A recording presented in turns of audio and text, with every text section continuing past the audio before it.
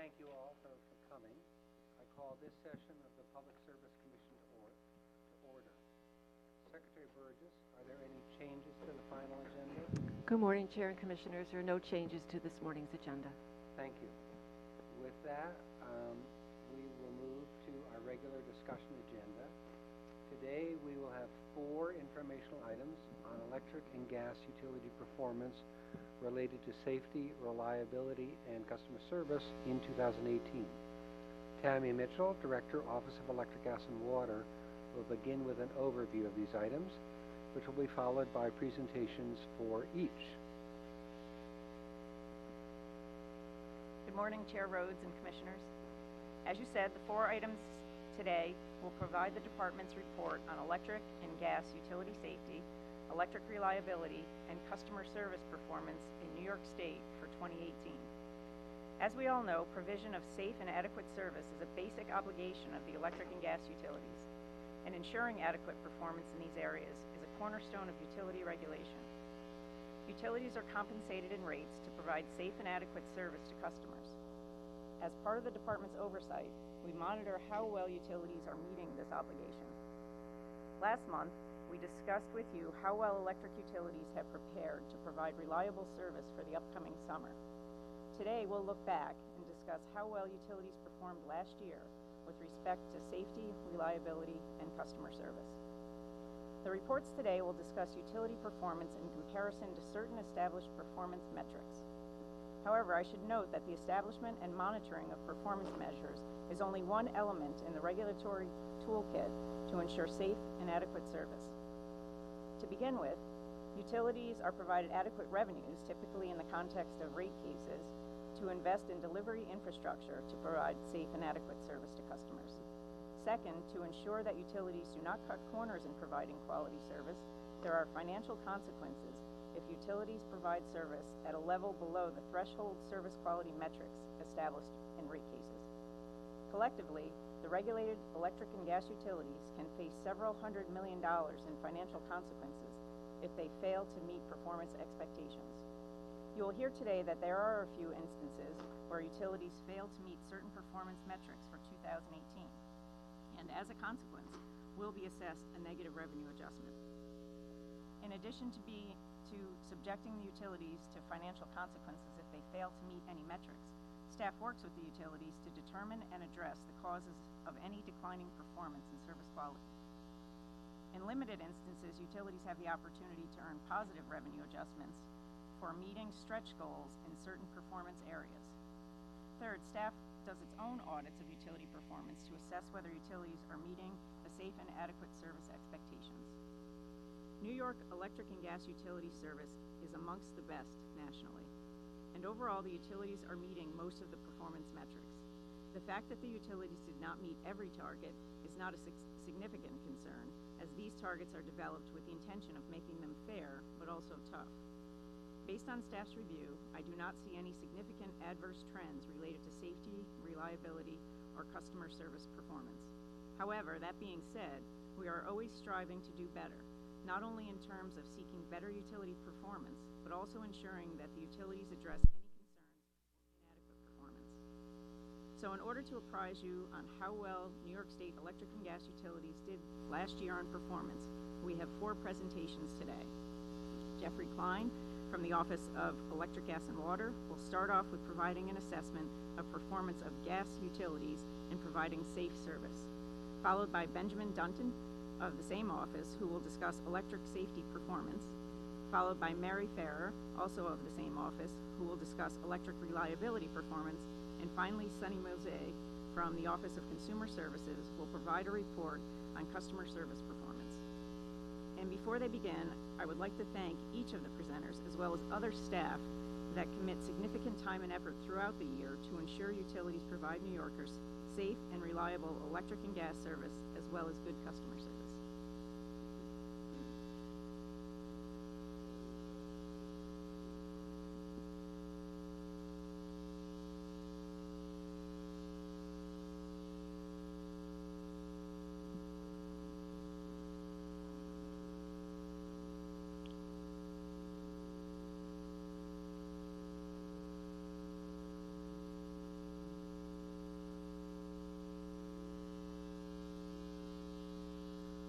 Thank you and good morning, Chair and Commissioners.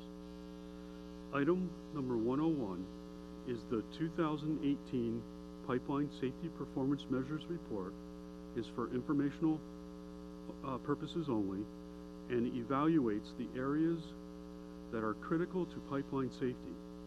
These areas include damage prevention, emergency response, leak management, and non-compliances identified through staff's audit process. Overall, the data indicates that performance has substantially improved for the local distribution companies, or LDCs for short. Across the state, over the 16-year period, staff has been reporting performance to the Commission. This report is intended to serve as a management tool by allowing staff to analyze trends, identify areas in need of improvement, and to provide LDCs with feedback on a timely basis. Next slide, please. The first measure, damage prevention, gauges the success of LDCs in minimizing damage to buried natural gas facilities caused by excavation activities. The black bar represents the 2018 statewide performance, with the gray bars representing successive years' performance starting in 2008, leading up to the 2018 black bar. For this measures, damages are normalized relative to 1,000 one-call notifications or one-call tickets. Decreasing numbers reflect improving performance as fewer damages per 1,000 tickets. The purpose of reporting damages per 1,000 tickets is to normalize the data from year to year by removing or reducing the impact of differences in level of excavation activities from year to year.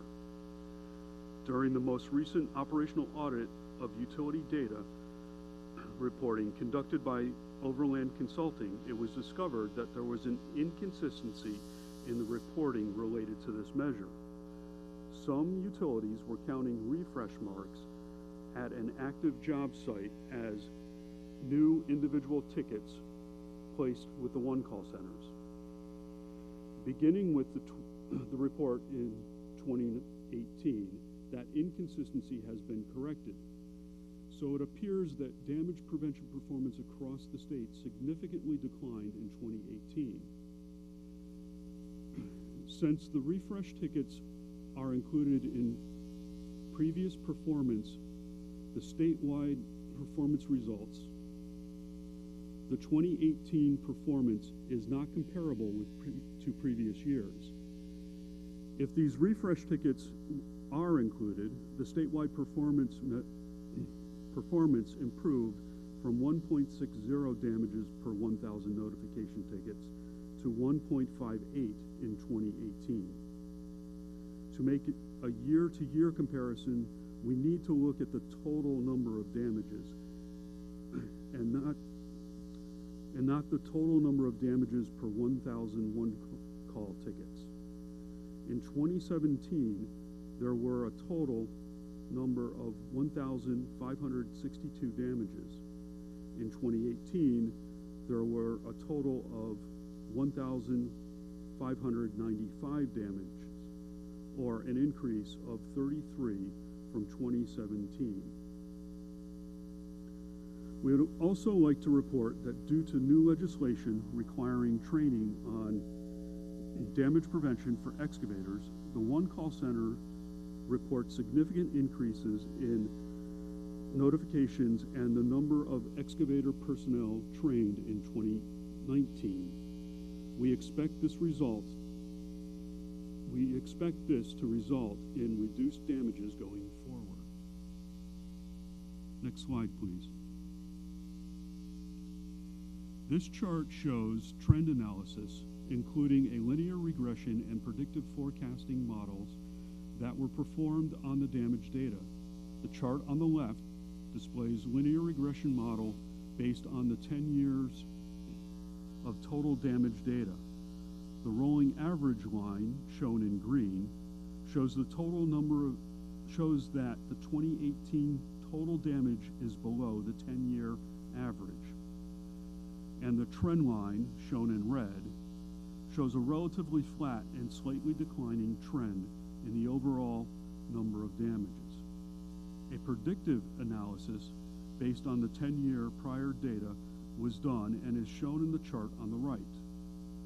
The blue line is the actual damages for each year, with the forecast trend shown in red, along with the upper shown in purple and lower shown in green limits displayed on the chart.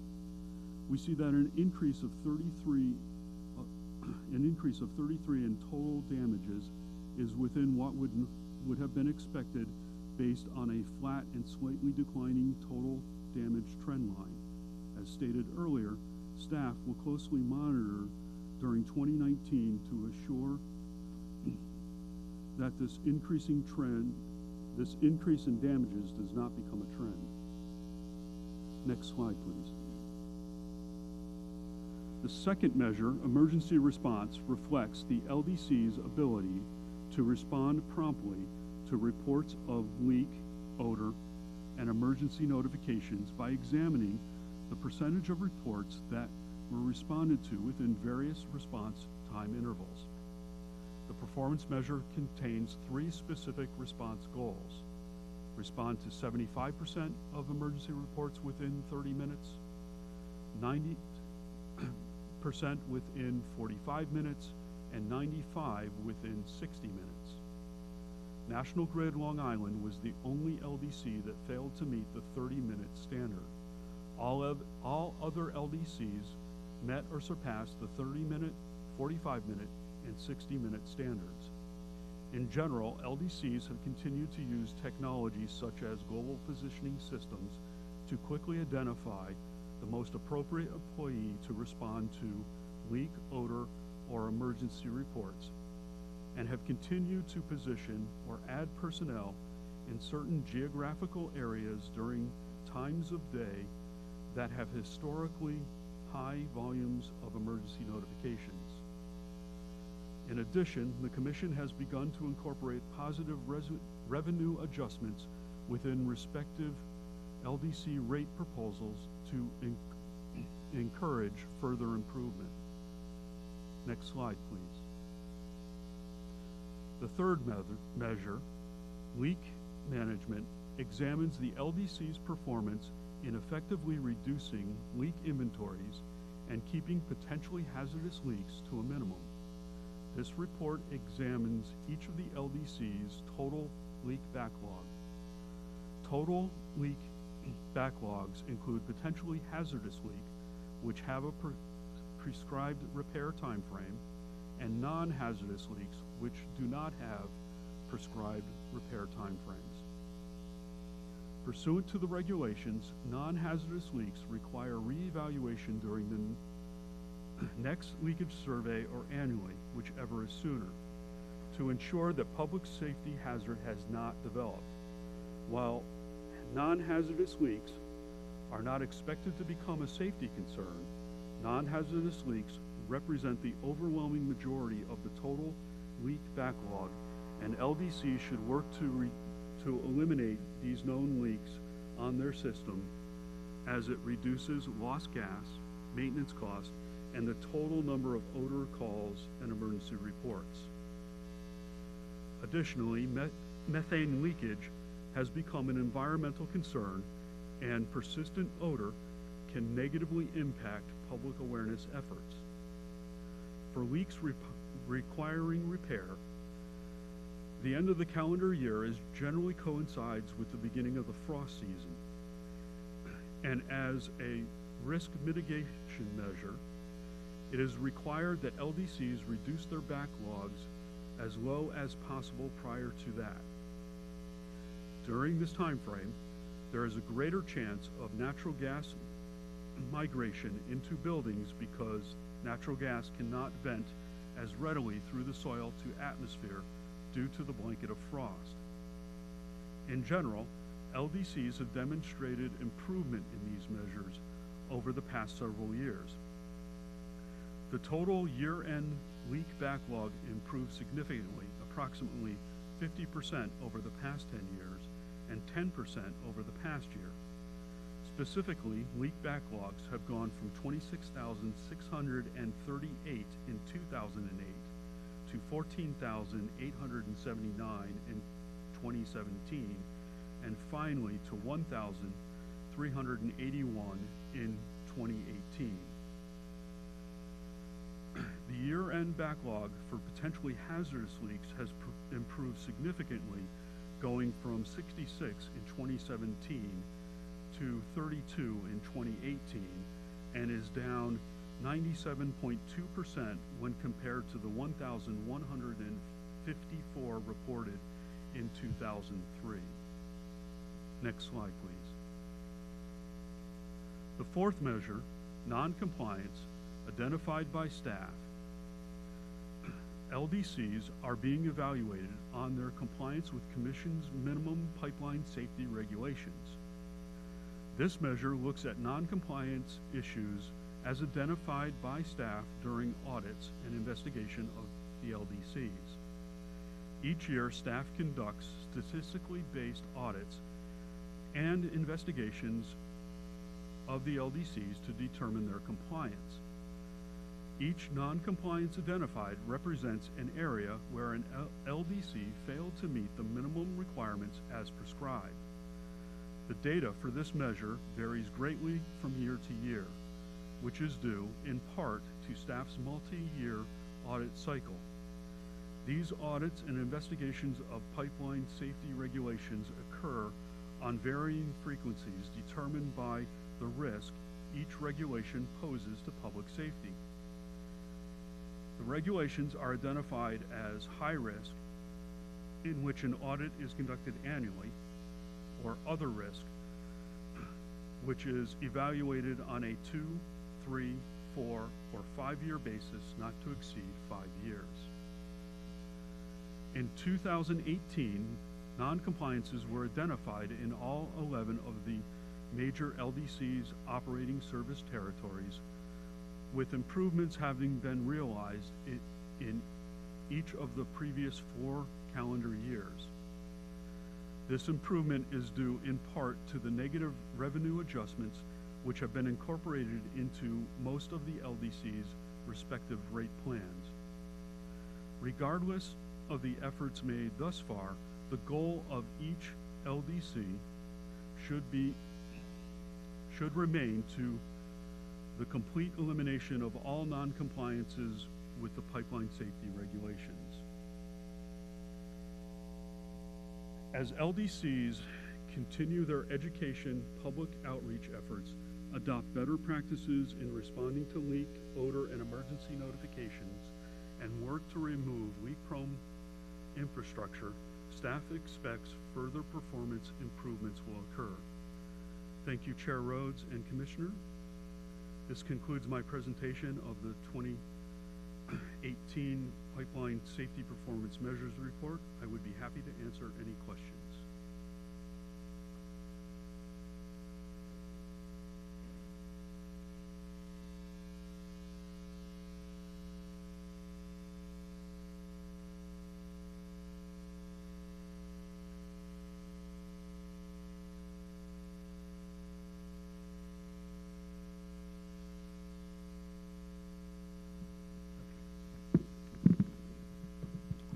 Thank you, Jeffrey. I'll make some broad comments that are going to apply to all of these informational reports, and then make some specific comments. I find that we're demonstrating good oversight here with useful tracking of metrics that matter, and with good consideration of how appropriately to improve practices and processes. As Tammy said, we're setting fair and tough targets.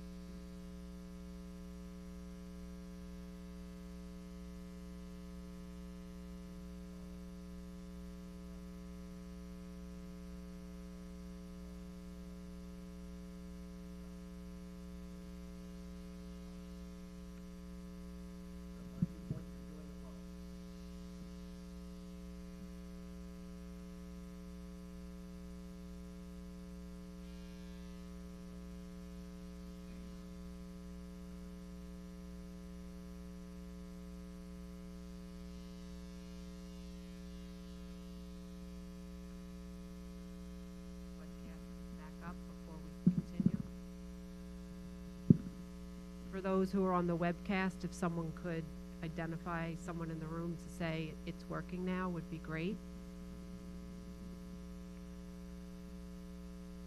It's going in and out, there's background interference, so. Okay. For the record, I don't handle the telecommunications network here.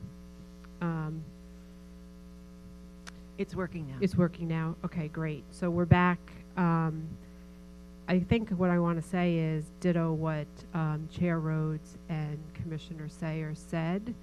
For those of you who weren't able to hear it,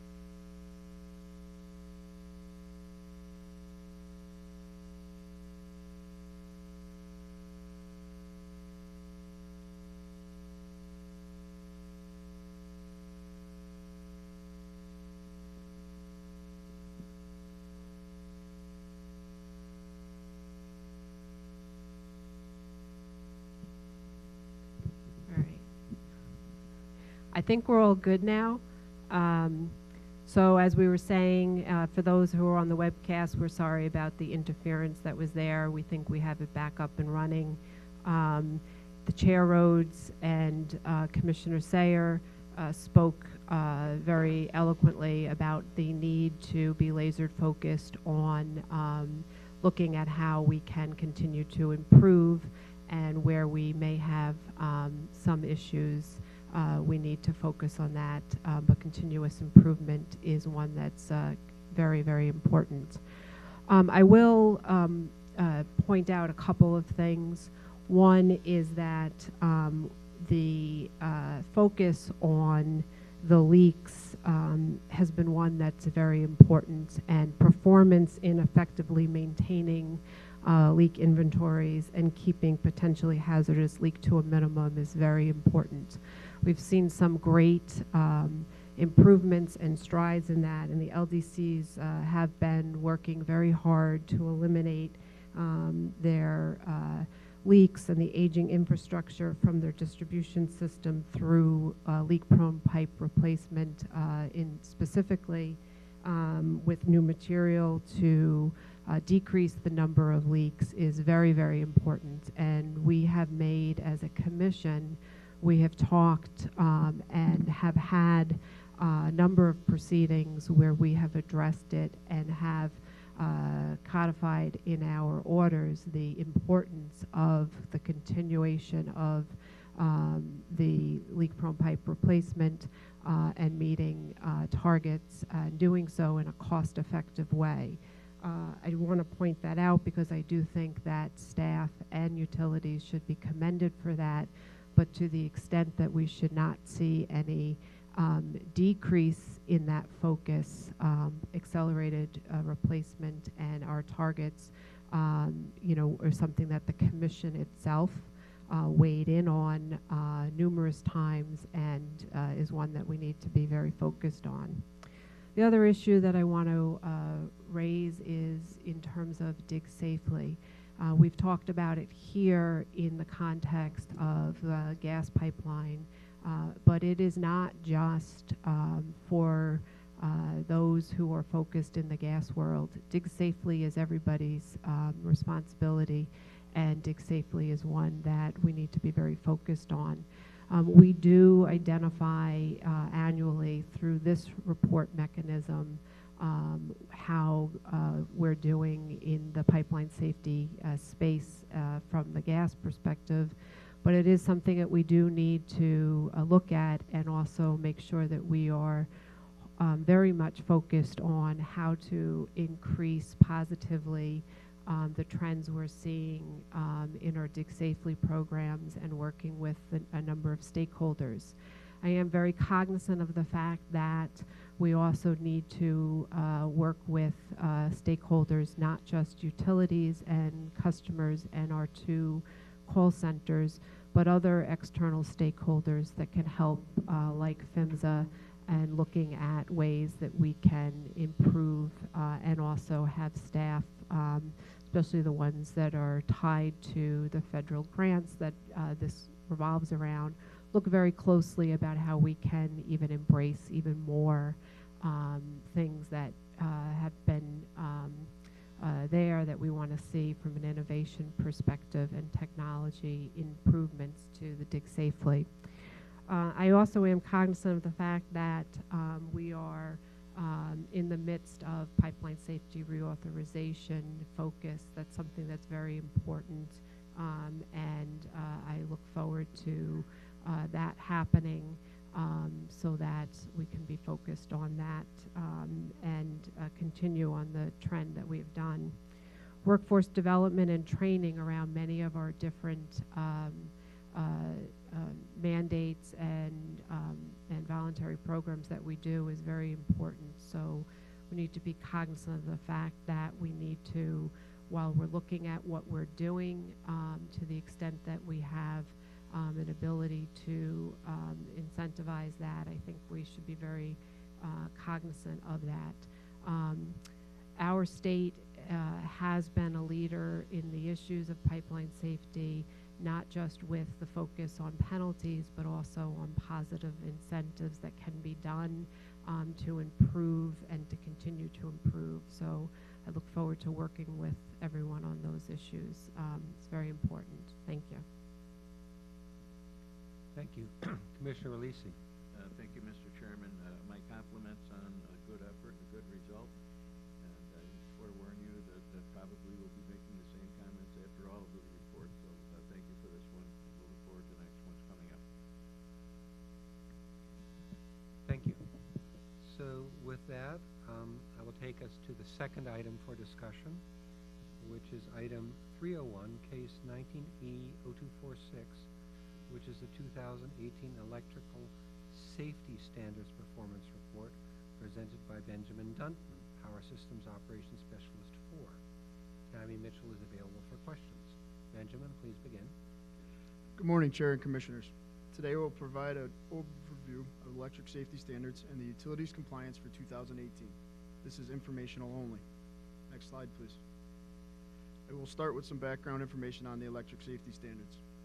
The electric safety standards were adopted by the Commission in January of 2005. The standards included stray voltage testing and visual inspection of all electric facilities on an annual basis and the adoption of the National Electric Safety Code, or NESC, as a minimum standard for utility construction, maintenance, and operations. The overall goal of the safety standards is to safeguard the public from exposure to stray voltage and to identify and mitigate any potentially harmful conditions before safety hazards and/or reliability deficiencies develop. New York's electric safety standards continue to have some of the most stringent requirements when compared to other states across the nation. 2018 marked the 14th year for the electric safety standards, or the 4th year of the third 5-year cycle. Next slide, please. The utilities are required to test their underground system and streetlight facilities on an annual basis while manually testing their overhead distribution and transmission facilities on a 5-year cycle. With regards to testing, inspectors carry a pen-like device that glows when voltage is detected. 4.5 volts is the pen's calibrated threshold, as that is the voltage limit where the potential for injury becomes concerning. However, the pen does signal for lower voltages. Once voltage is detected, the facility is then tested with a meter to record actual voltage readings. All voltage findings of 1 volt or more are required to be recorded and mitigated. In total, there were 396 voltage findings for manual stray voltage testing of 1 volt or more, or approximately 0.04% of the roughly 1 million facilities tested in 2018. This graph shows the historical findings for manual stray voltage testing going back 2 years. The red sections show the figures between 1 volt and 4.4 volts, and the green sections show the findings that are 4.5 volts and greater. In 2018, the total number of stray voltage findings roughly stayed the same at the 4.5 voltage level. However, the 1 volt level saw an increase mainly attributed to the rise in findings on Central Hudson's transmission grounding system. Staff continues to review this with the company. Streetlights continue to be the largest facility grouping with stray voltage findings. For example, in 2018, of the total 396 findings, streetlights accounted for 182. On a positive note, streetlight findings are down in 2018 from the 231 findings in 2017. As part of the electric safety standards, the utilities are required to test all publicly accessible streetlights. If an issue is found with a streetlight that the utility does not own, they are required to make the condition safe. It is ultimately the municipality that owns the streetlight responsibility to repair the issue. Next slide, please. Mobile stray voltage testing was added to the safety standards in 2011 and requires 12 mobile surveys in New York City, 2 mobile surveys in Buffalo, and 1 mobile survey in Yonkers, White Plains, New Rochelle, Albany, Niagara Falls, and Rochester each year. These locations were selected due to their population density, 50,000 or more, and the number of stray voltage findings in each city. Again, any voltage finding of 1 volt or more is reported and mitigated. In 2018, there were approximately 9,380 voltage findings in the 3 utility service territories where mobile stray voltage testing is required, which is down from the approximately 10,500 findings in 2017. This graph presents the total number of stray voltage findings across the state using mobile testing units for the last 2 years. Blue represents Con Edison findings, green represents National Grid findings, and purple on the top represents Rochester Gas and Electric findings. Con Edison makes up the majority of the mobile stray voltage findings based largely on the number of scans completed and the size of its underground system. Next slide, please. Per the electric safety standards, the utilities are required to complete visual inspections on 20% of their facilities each year, so that 100% of the utilities' transmission and distribution facilities will be inspected at least once every 5 years. Through Con Edison's last rate case, 16E0060, the Commission approved a pilot enhancement program for structure inspection and repair programs, which allocates efforts and funds towards decreasing the repair backlog while incorporating a more robust efforts and funds towards decreasing the repair backlog while incorporating, more robust inspection efforts. Through this pilot, Con Edison's visual inspection requirements were revised to 17% in the first year, 35 by the end of the second year, 54 by the end of the third year, and 73% by the end of the fourth year, and 100% by the end of the fifth year.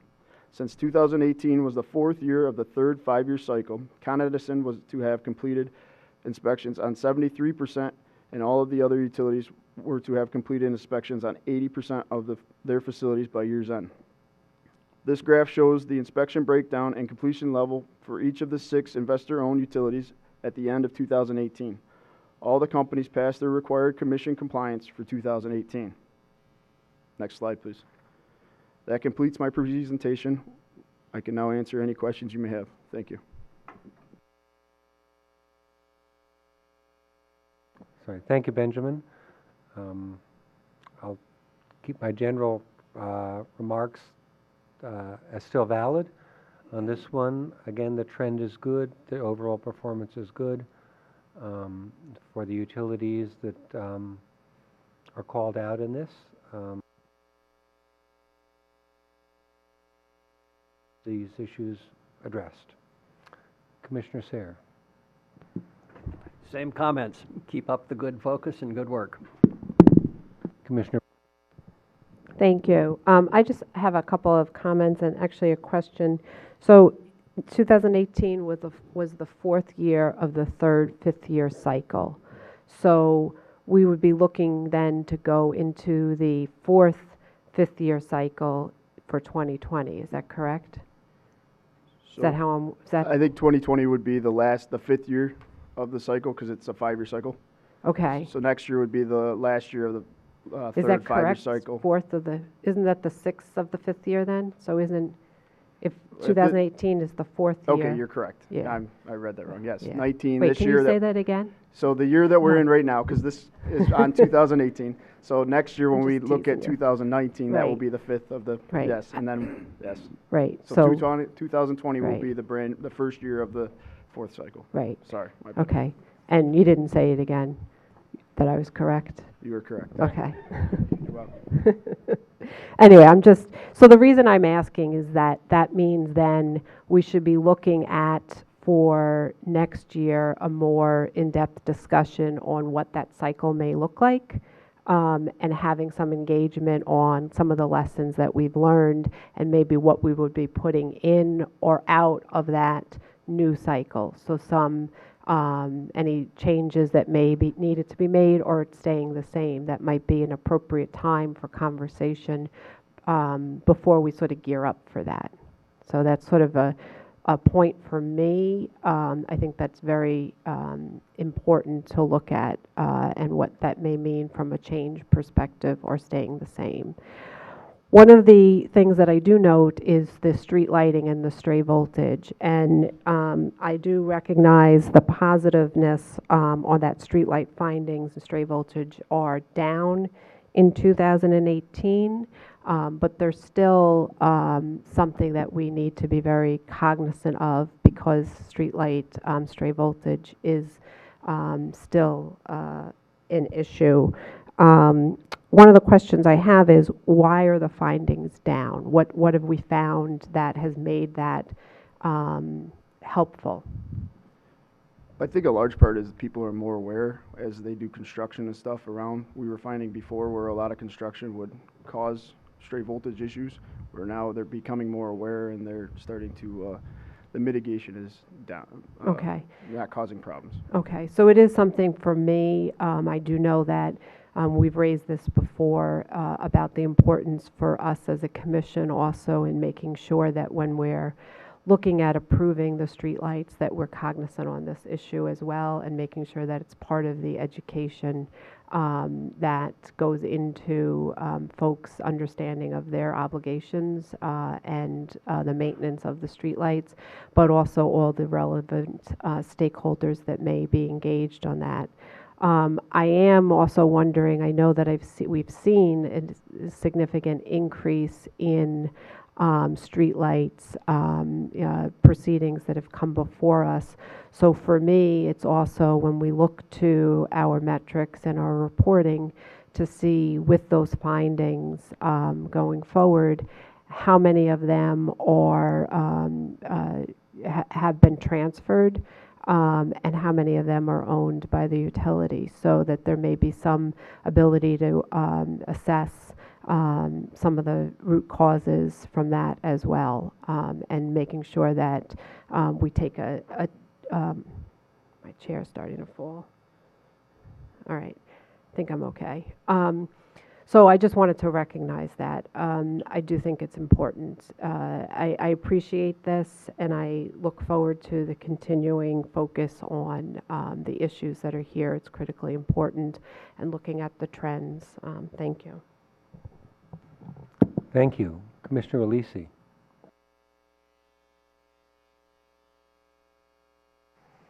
With that, we will move us to the third item for discussion, which is item 302, case 19E0169, which is the 2000.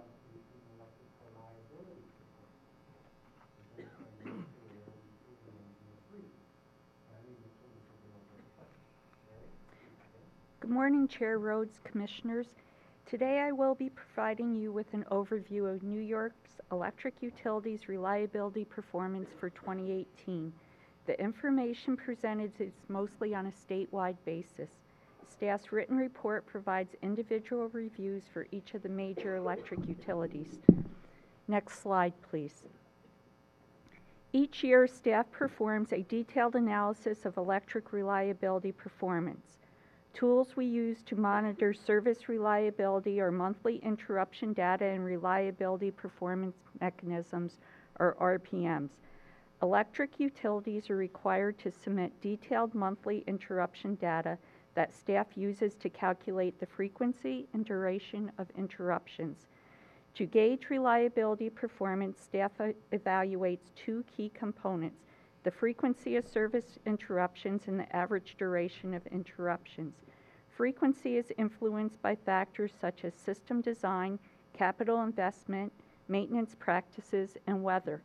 Decisions made by utilities today, however, can take several years before being fully reflected in the frequency measure. Duration, on the other hand, is affected by workforce levels, management of the workforce, and geography. Policy changes can have a more immediate effect on duration. We review the data with and without major storms. A major storm is defined as a storm which causes interruptions of at least 10% of customers in an operating area, or if the interruption lasts longer than 24 hours. By reviewing the data both with and without major storms, we can trend and compare data over time.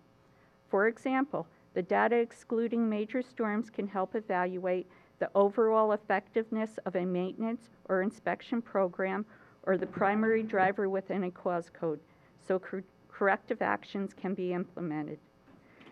This aids in achieving a balance between interruptions under the utilities control, such as equipment failures, and those where the utilities control is more limited. Next slide, please.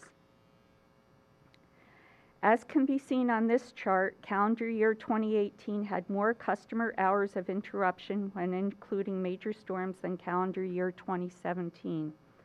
Calendar year 2018 ranks third in customer hours of interruption in the last 20 years, following Hurricane Irene and Tropical Storm Lee in 2011 and Hurricane Sandy in 2012. The state experienced 36 events in 2018 that qualified as major storms. During these events, staff monitored and documented utility restoration and communication activities. There were also many minor storms that did not meet the major storm exclusion. The 5 largest storms that occurred between March 2nd and May 20th accounted for most of the change in performance. Next slide, please. Staff investigates and reports on major storm activities separately, since frequency and duration metrics do not tell the whole story. Staff's oversight of utilities during storms may include storm preparation, active monitoring of the impacts, communications, system restoration, and post-storm investigation for events lasting longer than 3 days, or if it is determined an investigation is needed. During the 5 storm events between March 2nd and May 20th, staff monitored, observed, and documented impacts, utility preparations, restoration, and communication activities. Because of the extended length of restoration and deficiencies observed during the 5 events, staff began a separate investigation process. Staff's investigation report resulted in over 90 recommendations, detailing actions to be taken by the utilities to improve future storm preparation and restoration performance. Orders to show cause were issued that included potential storm-related financial penalties for failing to comply with emergency plans. In addition, emergency plans are reviewed by staff and approved by the Commission each year. To address the significant impact major storms are having on New York's utility systems and utility customers, the Department recently established the Office of Resilience and Emergency Preparedness. The new office will be dedicated to ensuring that the state's utilities are prepared for and respond appropriately to major storms and other emergency events. Next slide, please. This graph presents frequency performance for the last 5 years statewide, excluding major storms. Because Con Edison's networks are less prone to interruptions than overhead systems, Con Edison's data can skew the overall statistics. As a result, we evaluate the statewide measures, including and excluding Con Edison's data. The figure shows for utilities other than Con Edison, customers on average experienced just over 1 interruption in 2018, excluding major storms. This is slightly more frequent than last year in the 5-year average. Statewide, including Con Edison, customers experienced 0.64 interruptions per year, or were interrupted on average 1 time every 18 months. This is slightly more frequent than last year in the 5-year average again. The major causes for interruptions excluding major storms were equipment failures and tree damage, tree contacts. To reduce the frequency of interruptions, the utilities invest in many capital projects, inspections, and maintenance activities. Next slide, please. Several companies have been successful in reducing tree-related interruptions in recent years. For example, PSEG Long Island improved its tree trimming program by increasing the clearance between vegetation and overhead wires and increasing the removal of hazard trees. The chart shows the positive effects PSEG Long Island's program has had in 2017 and 2018. Central Hudson and National Grid both implemented emerald ash danger tree removal programs in 2017. The chart shows improvement in 2018 for both companies. In March, Orange and Rockland began implementation of its ash tree mitigation program.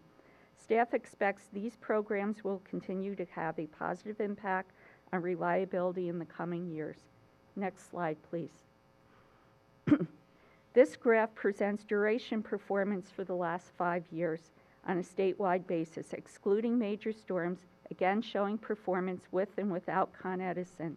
The overall statewide interruption duration was 1 hour and 57 minutes. This is about 4.8 minutes longer than 2017 and 4.2 minutes longer than the statewide five-year average. The utilities claim this decline is due to minor storm events that did not meet the major storm exclusion. Next slide, please. Reliability performance mechanisms, or RPMs, are established in each rate case. The RPMs include company-wide targets for frequency and duration. Electric utilities are subject to negative revenue adjustments for failing to meet the RPM targets. In addition, if a utility fails to meet an RPM target, issues are identified and corrective action plans are developed to prevent the problem from reoccurring. In 2018, NYSEG met its frequency target. However, NYSEG's duration performance of 2.17 hours was above the RPM target of 2.08 hours. As a result, NYSEG will be subject to a negative revenue adjustment of $3.5 million for not meeting the RPM target. NYSEG filed 2 corrective action plans to address its 3-year decline in overall service reliability. On August 31st, 2018, NYSEG filed a self-assessment report identifying plans to improve reliability. NYSEG presented a more detailed plan in its May 20th, 2019 rate case filing. This plan focuses on 3 programs: enhanced vegetation management, hardening of the existing infrastructure, and automation. In the meantime, NYSEG has completed various distribution reliability projects such as reconductoring, installing reclosers, and installing fault indicators. In 2018, Central Hudson did not meet its RPM target for frequency, resulting in a negative revenue adjustment of approximately $2 million. However, Central Hudson's duration performance was its 10-year best. Central Hudson identified a unique event as the driver of its poor frequency performance. On July 12th, a transmission line opened while a portion of the system was being operated radially due to a line rebuild. This transmission system event interrupted all circuits to 5 substations and over 21,000 customers. To reduce the impact of substation and transmission-related outages, Central Hudson is taking risk mitigations on planned work.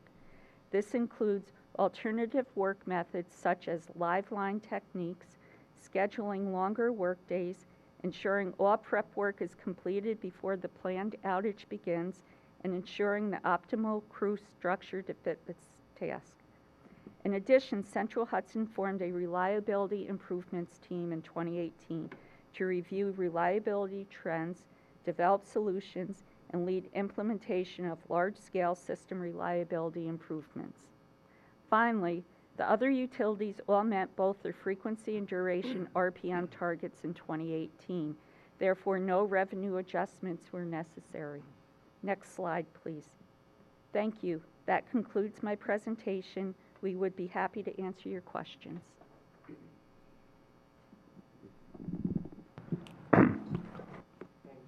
Again, a very thorough and helpful report. It's good to note that most utilities met their targets. It's important to note that 2 didn't, and they're focusing their attention. The trend lines of slightly more frequent are not comforting. It's certainly enough to warrant focus and attention. Nature did it, or unusual circumstances may be valid explanations.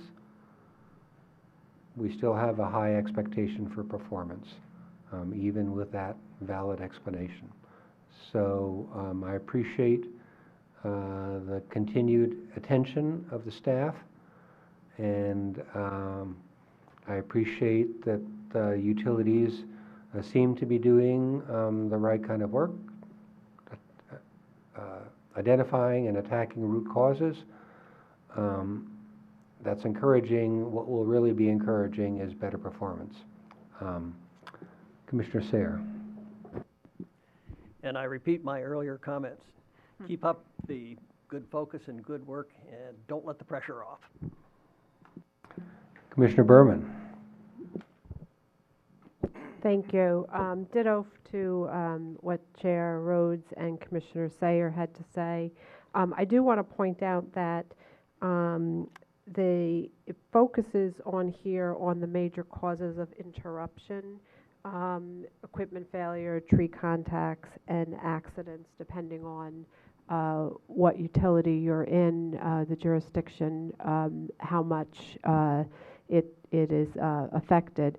I'm just curious, from the accidents, that's primarily motor vehicle accidents, is that correct? That is a large portion of them. Yeah, also included in that is animal contacts as well. Okay. And there are mitigation efforts that the utilities do try to take, but unfortunately we are seeing a lot of an increase in MVAs. When there's when there's a motor vehicle accident with the utility, how does that work in terms of our engagement with the police or others with that?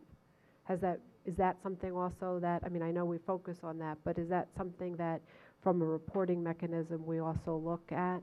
So the utilities, as part of their required reporting, do report motor vehicle accidents to us that involve utility infrastructure, particularly if there's entrapment involved in that. Right.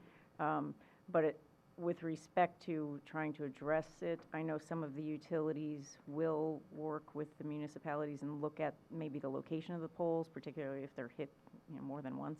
Right. Right. Okay. That's I guess that's what I was getting at. That, and also how many of those are from distracted driving? I would suspect a large number. Yeah. Okay. Vegetative management and what we're doing, I think, is really important as well. And the training that we need to do in that, not just in terms of,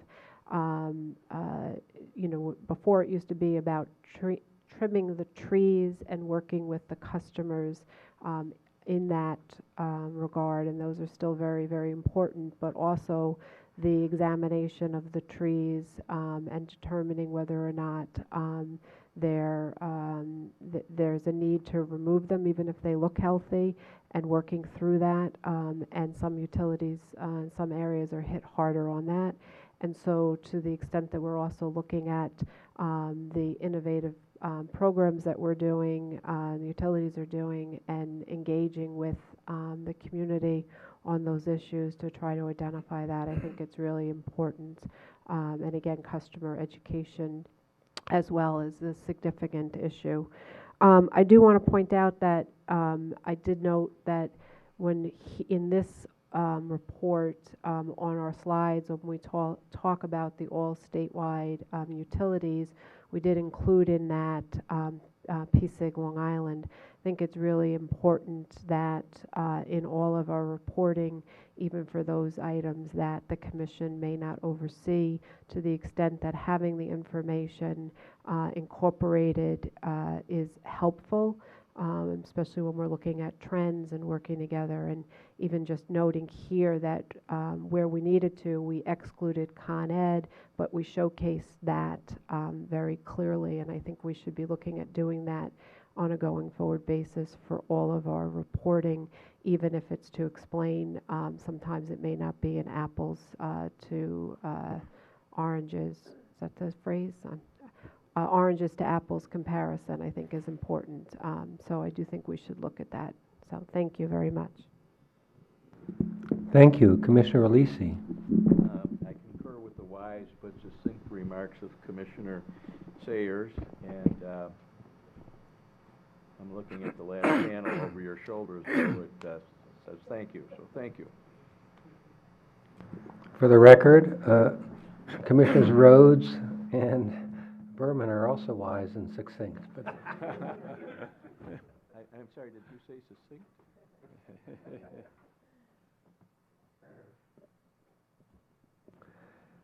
But thank you.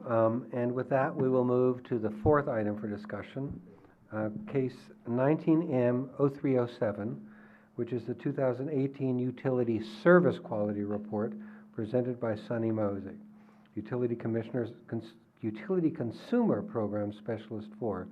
Eric Ryder, Chief Consumer Advocacy, is available for questions. Sonny, please begin.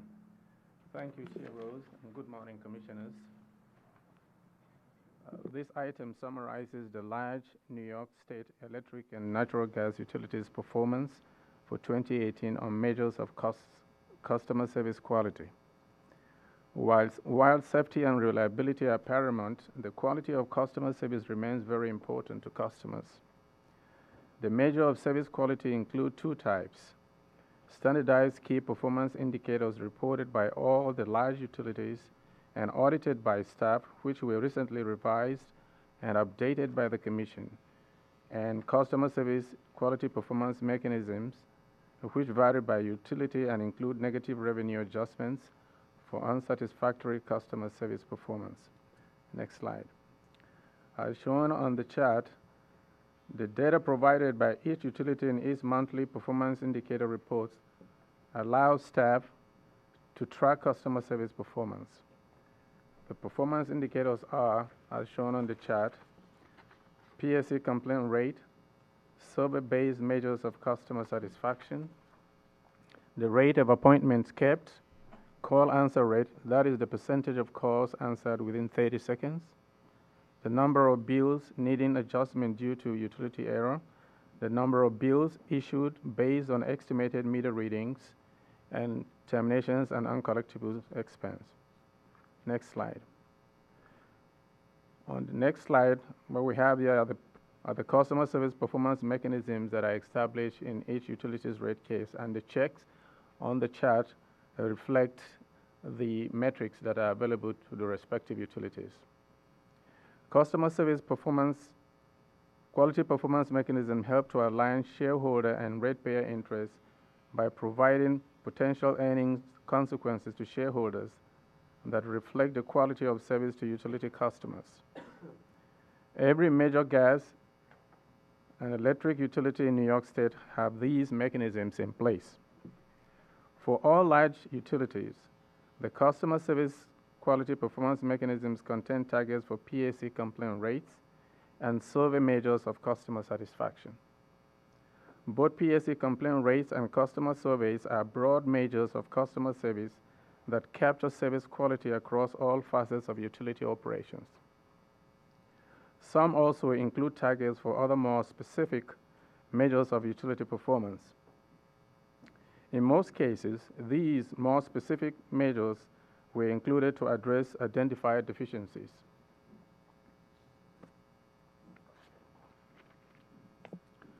Next slide, please. We are pleased to report that for the most part, the electric and gas utilities met or exceeded the standards for performance on measures of customer service established within their individual service quality performance mechanisms for 2018, except for Orange and Rockland, which failed to meet its target on call answered in 30 seconds. Orange and Rockland performance on the call answer rate averaged 20% compared to the target level of 57.5% for 2018. As a result, Orange and Rockland incurred negative revenue adjustments of $300,000 for electric and $150,000 for gas. which was at a total of $450,000. More concerning is that Orange and Rockland's monthly performance on this metric continues to be below its target in 2019. Staff is working with Orange and Rockland to determine the best means to improve its performance in this area. Pursuant to Orange and Rockland's rate plan, negative revenue adjustment relating to those performance deficits totaling $450,000 will be deferred for the benefit of customers in Orange and Rockland's next base rate cases, and no commission action is required now. When staff inquired about its performance, Orange and Rockland stated that the higher than normal call volumes, which was related to customer inquiries concerning credit and bill payment, solar billing, high bills, AMI smart meters were the main reasons for its failure to meet the call answer rate within 30 seconds target during the 2018 reporting period. Orange and Rockland stated that it has taken a number of mitigating actions to improve its performance on this metric, such as hiring full-time and part-time additional customer representatives, coaching customer service representatives more regularly, and providing talking points on several topics for customer service representatives to use when assisting customers. Aside from these deficits at Orange and Rockland, utility customer service performance has steadily improved over the last several years, and this trend continued in calendar year 2018. For example, Central Hudson improved its performance regarding appointment kept from its 2017 level. Con Edison improved its performance on calls answered by a representative within 30 seconds from its 2017 level, and St. Lawrence had no escalated complaints for 2018 calendar year. Also, for 2018, PSEG Long Island reported that it met its targets for customer satisfaction under the Operations Service Agreement with the Long Island Power Authority, with certain metrics set to measure the company's performance against established goals for both residential and non-residential customers. Since PSEG Long Island service quality targets was established under the Operations Services Agreement with the Long Island Power Authority and not under usual utility rate proceeding, staff does not have detailed information regarding its performance on service quality. In addition to service quality performance mechanisms, most of the utilities have financial incentives to reduce the levels of residential terminations and uncollectible expense each year. The following utilities achieve the targets for reduction in residential terminations and/or uncollectible expense: Central Hudson, Con Edison, Conning, Kedney and Kedley, Niagara Mohawk, NYC and RG&E, and St. Lawrence. All financial incentives are automatically deferred under each utility's respective rate plan, and no commission action is required at this time. In summary, the service quality performance mechanism currently in place at the large utilities in New York State establish strong standards for performance and put significant amounts of shareholder earnings at risk for non-performance. Overall, the service quality performance mechanism implemented by the Commission, coupled with staff's ongoing monitoring efforts, appear to have been effective in encouraging utilities to make customer service a corporate priority and providing criteria for ensuring that the quality of customer service remains at high levels. Staff will continue to monitor customer service quality provided by utilities to ensure the fair and appropriate treatment of utility customers across the state. And we will continue to promote performance-based rate-making strategies relating to customer service quality as alternatives to traditional cost of service regulation. This completes my presentation on the Energy Utilities Customer Service Performance Report for 2018. May I take this opportunity to acknowledge and thank Kayla Whitaker of Office of Consumer Services for her hard work in conducting audits on all 2018 performance indicator reports and contributing to this session item. I'd be glad to answer any questions. Thank you, Sonny, and thank you for closing with that very nice acknowledgement. This is the right kind of oversight on service quality. It's a broad and appropriate range of topics that are covered. It's good that the news is generally good. But when we use phrases like "for the most part," it means we're paying attention to the other parts. And when we use phrases like "more concerning" because the trend is not going in the right direction, we really need to pay attention. I appreciate that O&R is responding to the evidence, and I will appreciate even more when performance improves to the standards that New Yorkers expect. Commissioner Sayre. I reiterate my earlier remarks, but I've got something more down in the weeds to say about this one that could arguably be applied to the other items. I'd like to suggest to staff and my fellow commissioners that if a utility consistently fails or fails by a wide margin to meet a metric, we should be making sure in the next available rate case that the negative revenue adjustment is targeted to that utility's particular situation and that utility's particular costs in a way that compliance becomes cheaper than failure. Otherwise, I have a concern that we risk that the utility will fail once again and make more excuses and pay the adjustment rather than provide the level of service that we expect. Thank you. Commissioner Berman. Thanks. Commissioner Sayre, I appreciate your wise words, and I think that we will be looking at that, at least in figuring out how to do that. I think it is important when we go into a rate case also.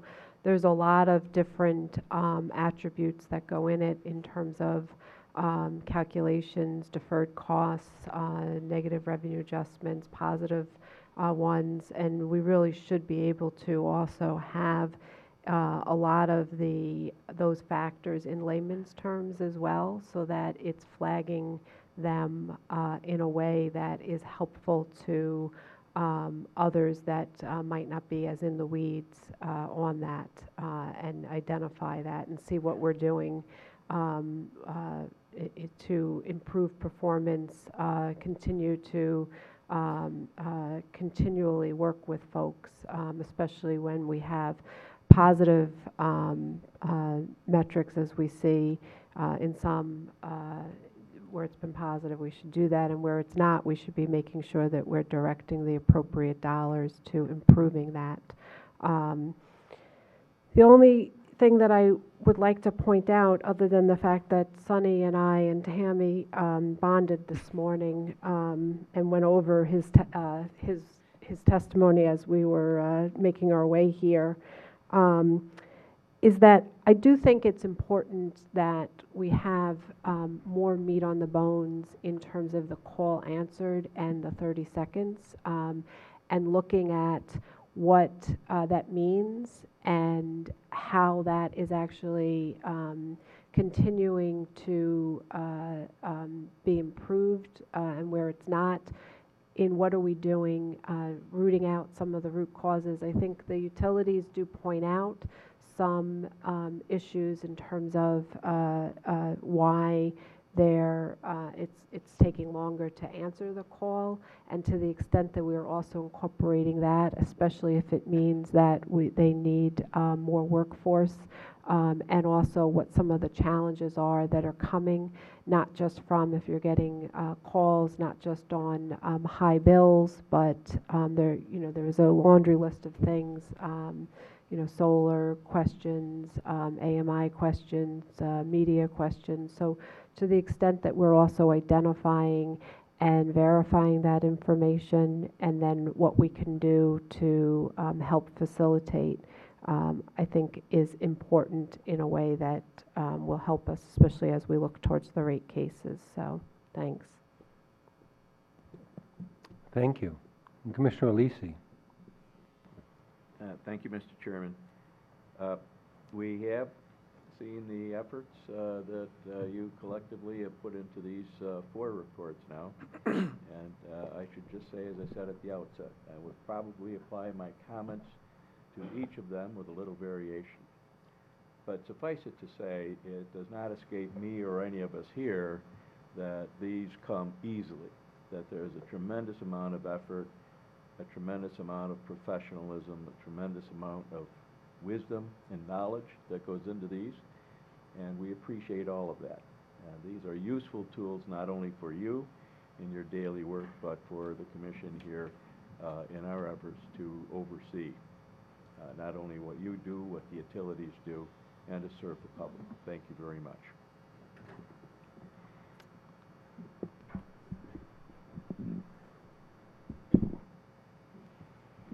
This is my fourth mic, I think, unless there's some, return mics.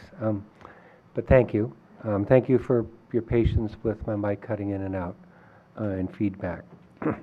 We will now move to the consent agenda. Do any commissioners wish to comment on or recuse from voting on any items on the consent agenda? Commissioner Sayre? No. Commissioner Berman? I have a couple of items that I want to comment on and ask a question. So on the items 261, 262, 263, 264, and 267, these all relate to ESCOs for 261, 262, 263, and 264. There are no customers involved. So from my perspective, just looking at it, I think is important to identify that we are looking at potential violations of the Uniform Business Practices and really relating to filings that haven't come and there are no customers there. Two of them we have voluntarily, the wording is voluntarily discontinued practicing in the state because they failed to report to us. The other two are orders to show causes that we're looking at, but again, there are no customers involved. I do think it's important for us to be mindful as we move forward that we do have an outstanding pending ESCO proceeding and that we do need to have some regulatory certainty on addressing those external ESCO matters unrelated to these. On item 267, it is it is a order to show cause. There are customers involved, and I look forward to the ESCO responding to this. But I also want to make sure that we have, just like I've raised this in other venues as relating to orders to show causes, I'd like to make sure that we are engaged in knowing what the responses are rather than having something come before us to the extent that it's just telling us how something got settled or didn't. I really do want to understand whether it's from an ESCO or from a utility. If there's an order to show cause, we as the Commission should be privy to the information related to what their response is to be able to identify the appropriateness of it after the fact. So I look forward to that, and I look forward to at some point in the not too distant future having some kind of information on the pending ESCO matters and where what the Commission is going to be doing on that. I think is very important. On item 364, I will be concurring. On item 370, this is something that I do point out because it is one that focused on the need to have this because of an inadvertent omission in the calculations for the rate case. I do point that out. We should not have inadvertent omissions, and we should be looking at making sure in our rate cases that we're working towards that. So this type of thing does not need to come before us and gets incorporated in there. I do realize that there's a lot on everyone's plate, but we need to be very mindful of that. And if to the extent that I am recognizing that resources are limited and we have less staff than we did beforehand, we really do need to have all hands on deck for our rate cases and really focusing on that. So it is something that I am mindful of.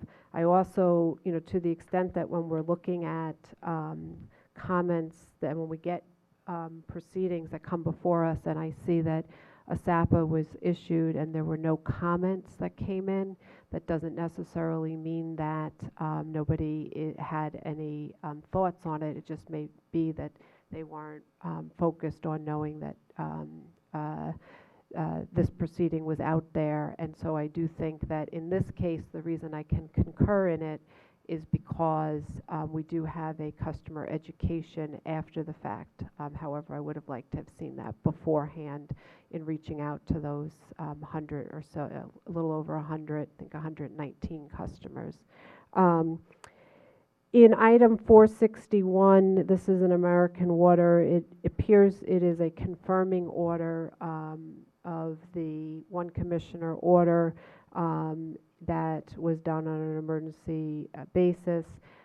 I want to just kind of note the comments that I had when we confirmed the order are still true for me today in terms of the process and the SAPA. And to me, the reason I feel comfortable concurring is because I do understand that this the larger issues that are out there will be coming before us in another venue, and that includes the independent monitors report. I do believe that we had talked about that quarterly report the end of March on the customer billing issue in particular, and we were looking at a report that would come in April. Could you, I think, Mr. Sipos, if you could comment on that, that would be helpful. Yes. Good morning, Commissioner Berman. In connection with the consent order from last year, the independent monitors work on the customer billing aspects should be completed by the end of June, and I would anticipate that the monitor will meet that June timeline, and that the final report on the billing aspects will be available for the commission for commission review at the July session, and also that there could be an informational presentation by staff on New York American Water for the commissioners at that session. Okay, thank you. I look forward to that. I know that staff has been working diligently on these issues, so I want to thank you for that. The only other thing that I really want to say on the consent agenda item is I do want to flag again the street lighting matters that we are doing. We do have a number of them. There are a number of different issues that arise, and while the commission itself is limited to more of a ministerial role in this, for me, globally, these issues are very important, especially as it relates later to other issues, not only stray voltage, as we heard earlier, but just in terms of how that works, engagement.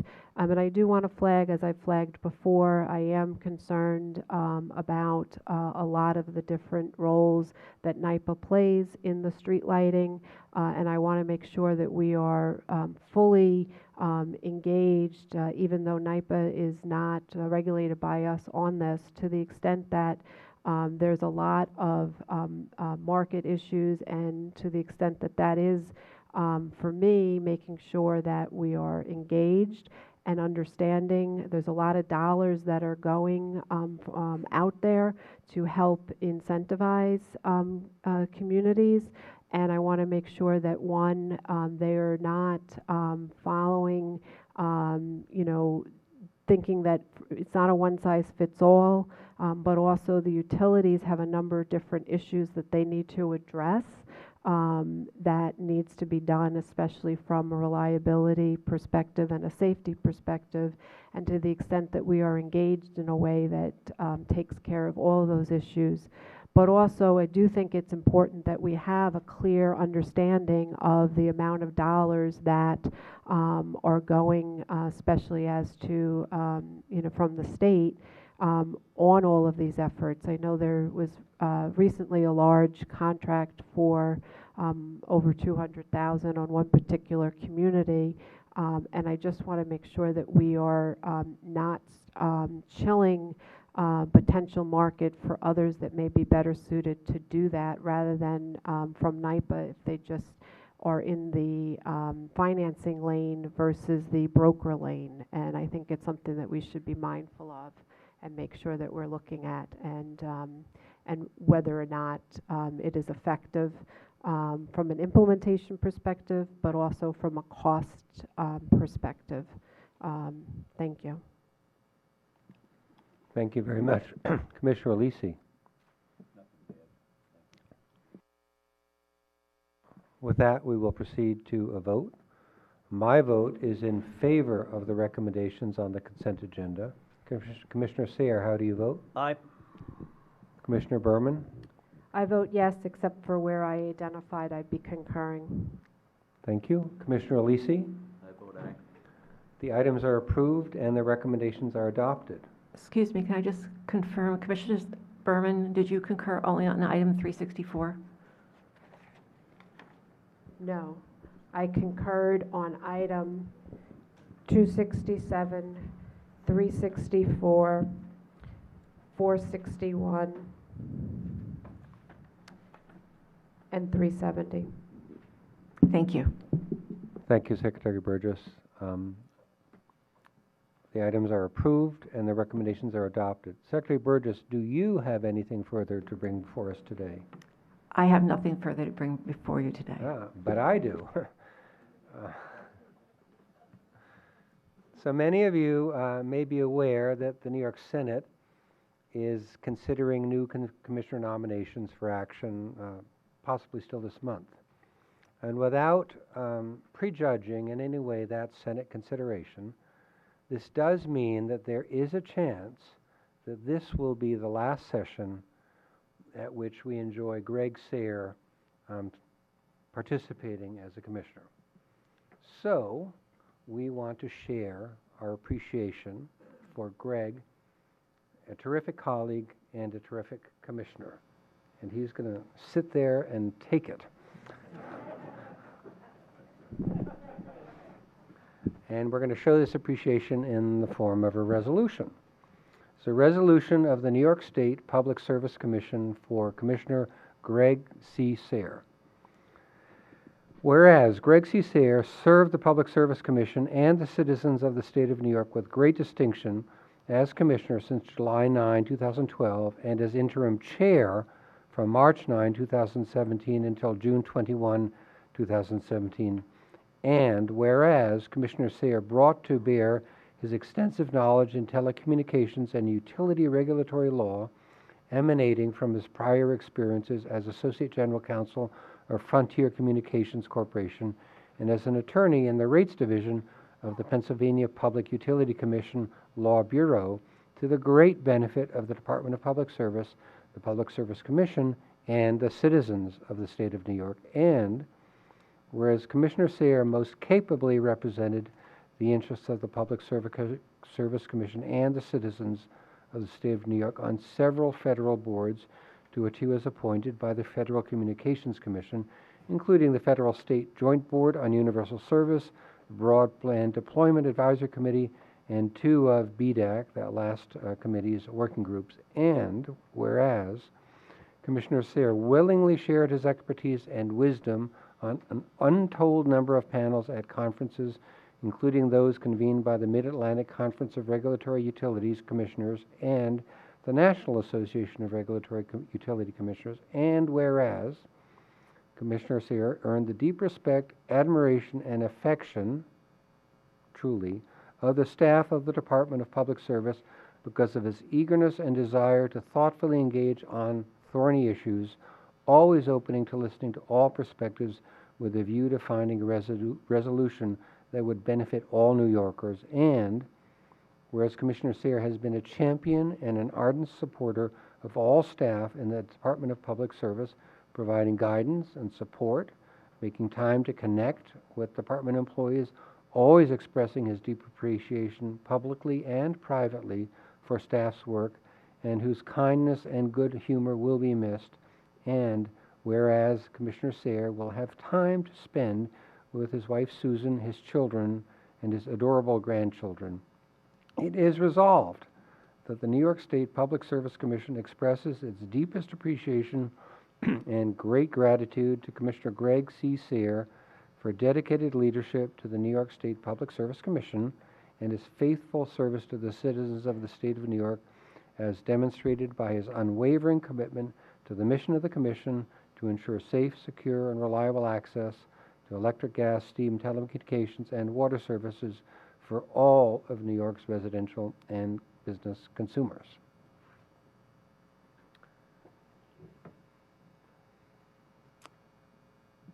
Do my fellow commissioners want to share any thoughts? Commissioner Berman? Thank you. So when I first joined Commissioner Sayre on the commission in 2013, we had a getting to know you meeting. One of the things that I learned was that he was an avid Dungeons and Dragons computer game player. Now, I confess, computer games to me are lost on me, so he could have said some other Dungeons and Dragons type game, but essentially we talked about warlocks and wizards, and my takeaway was Dungeons and Dragons. So for my limited knowledge, that was what I looked at. Now, I actually pictured him one day showing up at session in full wizard gear, and for a brief time when he was interim chair, he did threaten me that he would do so. So why do I mention this? For me, it really is important to understand where people are coming from and to understand the realm that they're in. And one of the things is when I looked back, I just recently found a 2001 dissertation that Commissioner Sayre wrote when he was getting his Master's of Science in Information Technology. I actually did try to contact the professors who granted your thesis and approved it, but none of them were able to get back to me. But it was on regulatory distortions of the local exchange telecommunications infrastructure. And it really was fascinating because throughout his thesis and this dissertation, he really did use Dungeon and Dragon terms. And so it really was incorporated in there. He talked about policy decisions are often driven by myths. He talked about slaying folks, and he went through it, even talking about the Kingsbury commitment. And so from my perspective, it made me focus a lot. There was also even some death spiral issues in there as well, which really brings up for me is I think Commissioner's philosophy as a regulator can best be summed up in Dungeons and Dragons terms, and that's kind of cool.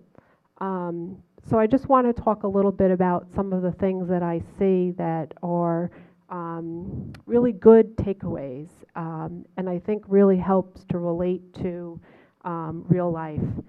One of the principles is know who you are. Always bring and stay within your character trait. You have to declare your character and what you intend to be, and you have to be true to that. Commissioner Sayre was always someone who was comfortable in who he was, and he didn't shy away from that. And for me, you always knew what you were getting, which was a very honest and straightforward person. The other thing is you can only carry and collect so much treasure, and don't get bogged down by that. Now, he would usually say that to me when I was coming into a commission session with a lot of books and other things, but it really is true. He was someone who was comfortable just being and not worrying about racking up all the treasures. The other perspective is everyone has a purpose.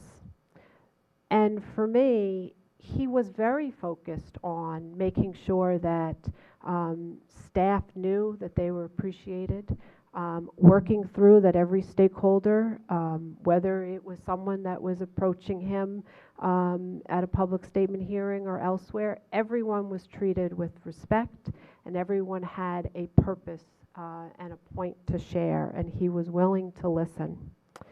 The other is that while you can focus on slaying and parlaying and all of the different things, really the way to success is collaboration, and that's key. And he was very focused on that. For me, when I look at it, I really kind of think of Dungeons and Dragons as really, the ultimate is not about the winners or losers. It does seem to be a big focus on becoming the dungeon leader. But the way it works is that your characters have to go through a series of events that unfold the story that's going to happen. And there are always going to be changes along the way. The story can quickly spin into a direction you choose to take, you didn't choose to take, and you have to be ready to be focused on dealing with all of those things. And how your character responds to it drives the game. And so many times you're not always given options, and you have to choose your adventure. Commissioner Sayer was always one who was up for an adventure. And so now I look at it and I say, I think really the most important aspect from where he comes from is that there is no end to the game. He is now going to be on his new adventure, and he will be focused on continuing that adventure and continuing the story. And I look forward to hearing about that as we move forward. So thank you so much for your life lessons, and Dungeons and Dragons will always be I always think of you with that, so thank you. And Commissioner Lisi. Thank you, Mr. Chairman. Well, many of you may not know that Greg and I come from the same town, and we, after having some familiar conversations, discovered that we have some mutual friends and even some mutual interests. And although we won't be sharing them here, Greg, I hope that when we get home we have the chance to convene with those mutual friends that we'll have a chance to pursue. It's a secret society. I'd have to kill you. I think you just did. But we have shared some interesting stories, and even last night when we shared a meal together, part of our conversation was Greg's ancestors. His family goes way back out to out east on the island, and I was impressed. He told me back to the 1600s, if I'm not mistaken. And I remarked that they just missed the Mayflower. He agreed with me, they did. And I didn't tell you then because I didn't really want to one-up you, but my family actually arrived by the Mayflower. It's true. Mayflower Moving Company. So, this could be, a gloomy day, and I thought I'd come out with a weather report. It's rainy, it's gloomy, overcast, and I thought, no, that wouldn't work. I thought I could do Casey at the bat, no joy in Mudville.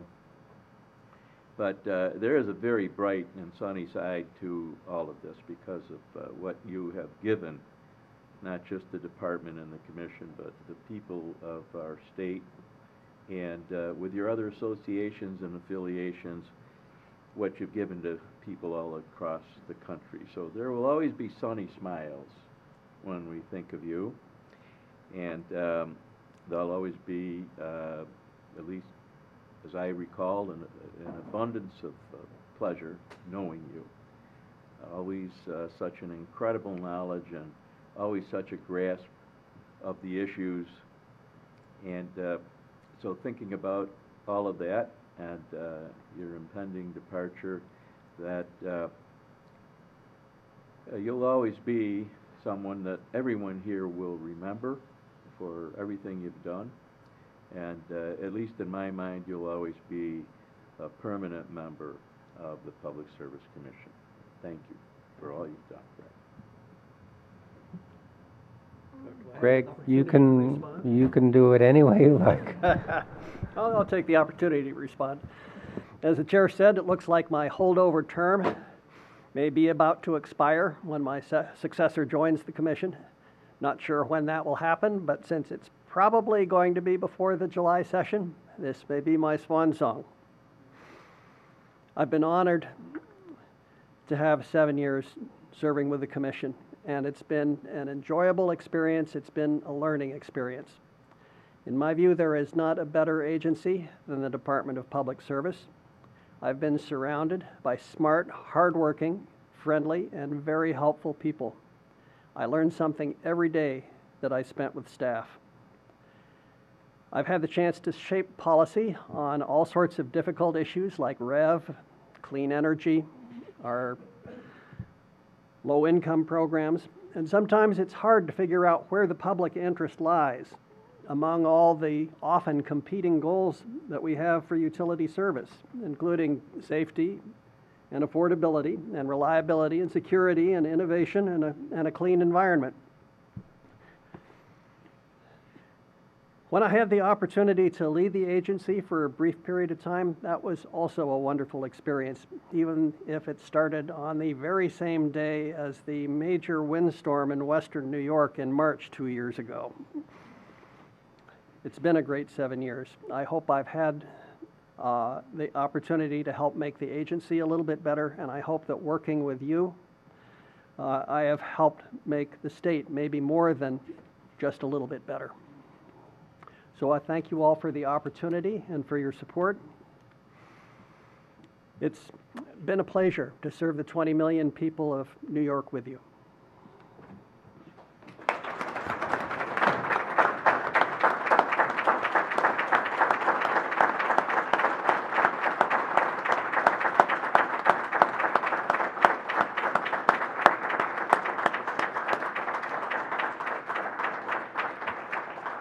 Thank you.